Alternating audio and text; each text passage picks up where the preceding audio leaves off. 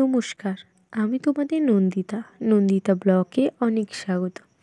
আজকে যেহেতু উড়িষ্যার দ্বিতীয় দিন, তাই সবাই একটু গল্প করে সাইকেল চালিয়ে ভাইয়ের যাচ্ছিলাম মামার বাড়ির দিকে।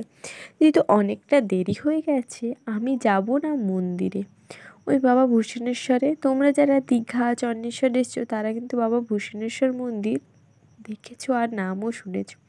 আমার মামার বাড়ি থেকে ওই 10 থেকে 20 মিনিটের রাস্তা। তো চলো আজকে বাবার কিছু কাহিনী তোমাদের বলি। আমি আমার দিদার মুখে শুনেছিলাম বাবা নাকি ওই মাঠের মধ্যে থেকে ফুটে বের হয়েছিলেন। আমার মায়েরও জন্ম হয়নি, আমার তো হয়ইনি। আমার মায়ের দিদা বলতেন জানো, বাবা নাকি একদিন এক বামুন ঠাকুরকে বলেছিলেন স্বপ্নে যে আমাকে সোজা কর। বামুন ঠাকুরও সেই মতো কথা মেনে সোজা করতে গেছিলেন। বাবা বললেন, আমাকে আর সোজা করিস না, আমি আর সোজা হব না। তাই বাবা একটু বাঁকানো আছে জানো। সেখান থেকেই এই মন্দিরটা পুজো করা হয়।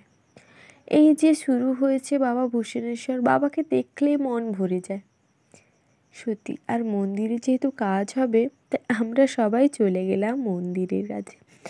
আর মন্দিরের পুকুরে দেখো লাল কুঁয়ে ভর্তি, গরুরা জল খাচ্ছে। সেখান থেকে আমি চলে এলাম ওই ধূপ প্রদীপ আর কিছু ফল, একটু ডাব কেটে নিলাম, যাব বাবার মন্দিরে।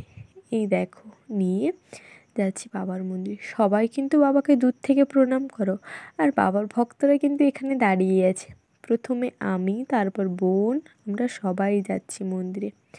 আমি এখানে ফল আরও সব কেটে নিলাম। আর এখানে আমি প্রথম ধূপ আর প্রদীপ জ্বালিয়ে নিলাম। ধূপ আর প্রদীপ জ্বালানোর পর বাবার পুজো দিয়ে বোন আমরা সবাই দিয়েছি। আর দু বোনের জামাটা এক, ভাই আমাদের ভাইফোঁটায় গিফট করেছিল এই জামাটা। কেমন হয়েছে একটু কমেন্টে জানাবে তো। আমার তো অনেক ভালো হয়েছে। পুজো দিয়ে অনেক ভক্তি ভরে পুজো দিয়ে এবার আমরা যাচ্ছি বাড়ির উদ্দেশ্যে 4 জন। তো চলো, ভালো লাগলে একটু লাইক করে দিও।